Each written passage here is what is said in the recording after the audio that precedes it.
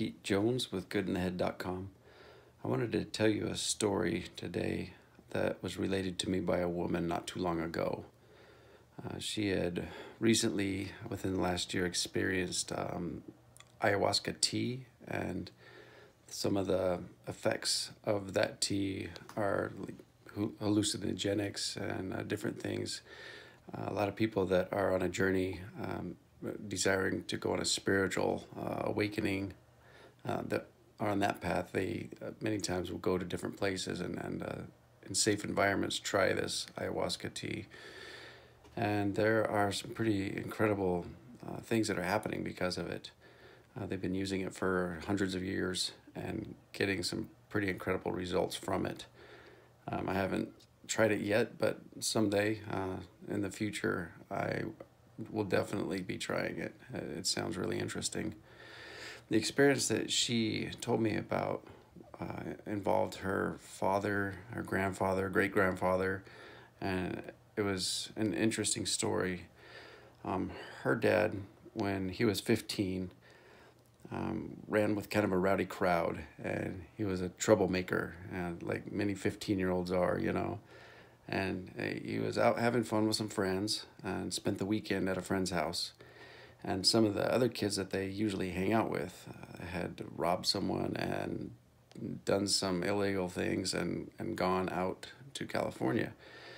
And this man had nothing to do with it, but when he got home, the police had already stopped by and told his dad that he was with the crowd that had done these illegal activities and then ran off to California. So immediately his father thought, you know, when he walked in the door on Monday, that he had come back and he deserved a punishment, and started to beat him. And the beating took a long time. Went throughout the house. He related to his daughter that there was blood all over the walls in his bedroom, down the hallway, in the bathroom. It was quite a beating, which then later caused that young man to leave the house at the young age of 15, making his own way, living with friends, other family members, and starting out his life journey a little younger than a lot of young boys have to. Because of this story that was related later in this young woman's life, when she heard it, she was obviously upset, angry at the grandfather, and unforgiving. And she related to me that one night she was standing in her home, and the grandfather appeared to her. And she wasn't surprised, because things like this happen when you've tried out this ayahuasca tea and gone on that journey. But she was kind of taken aback by his request. He looked at her and said, "Will you forgive me?" And you can imagine her response. She's like, "Hell no, I won't forgive you." And he was kind of sad, and then said, "Let me show you something," and opened up her third eye, and she could see the beatings that he endured from his father, the way he was abused and treated or yelled at, and years of that had in a way caused him to build up a certain amount of anger, stress within his mind and soul for years. And not to excuse what he then turned around and did to his son, but you can see where it all kind of came from. And then she said, "I understand now. And yes, I think I can forgive you."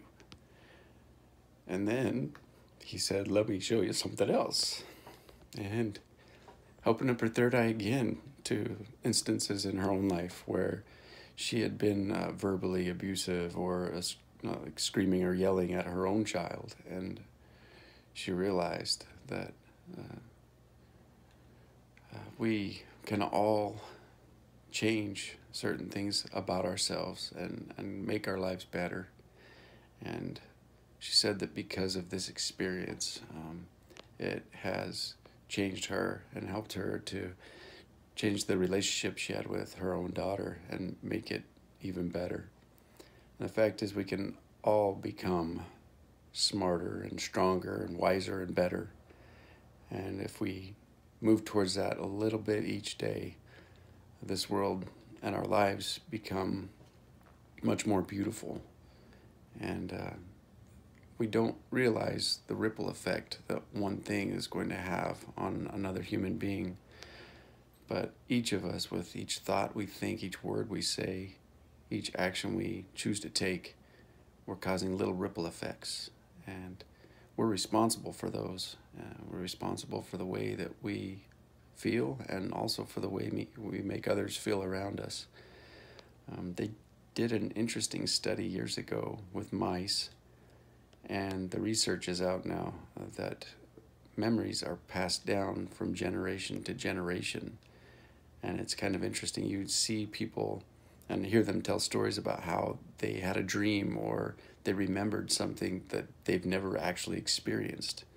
And they're now thinking that maybe this is why. And what they did is they took a mouse that wasn't even pregnant yet and put it through a maze. And at a certain part of the maze, they would shock the hell out of the mouse. And they did this repeatedly for a period of time. Then, after the mouse had babies, the babies were hooked up to these little machines that showed the scientists their brain activity. And interestingly, they had spikes in their brain activity when they got to that certain part of the maze, even though they've never been through the maze or been shocked. And they found that was interesting. So they went on and on, generation to generation, and it was up to 5 generations that this happened to the mice. So really, I mean, the things that we do affects generations to come. I thought this was an interesting story, and I really wanted to share it. The things that we can learn from this story are, that anger and stress can get passed on. We all have a stress bucket, as Emily Fletcher puts it, that gets filled every single day, and it's up to us. We have the tools to empty that stress bucket or to just keep filling it till it overflows and affects the people around us as well. I highly recommend going to YouTube and typing in the words Impact Theory, Emily Fletcher, and watching that interview. It's great. It's about meditation. And I also recommend buying the book, Stress Less, Accomplish More. It's done wonders for me, and I've only been meditating for about a month now and love it. It's just 15 minutes in the morning, 15 minutes in the afternoon. And even if you don't think you have the time, oddly enough, doing this practice daily frees up more time. It's kind of hard to explain how or why, but it really does. You become a different person when you practice meditation. Priorities change, thoughts change, your stress level decreases, and we all accomplish more when we're stressed less. And that was the whole point behind her book. I got the audio version so I could listen to it, and I love it. Again, my website is www.goodinthehead.com. On there, I try to share tools and tips and tricks, things I've learned throughout the years that have really helped me to empower me to change for the better and create a better life, not just for myself, but for the people I love. And I put this website out so that others can see what else is out there and get some information maybe they don't have, and learn some tools and tips and tricks and share them with others as well. I really think that the more value we add to others, the more valuable we become. And together really is better, like Simon Sinek says. Together we'll all be able to make this world and our lives a much better place. Please check out the website, share it with everybody you know. Have a great day.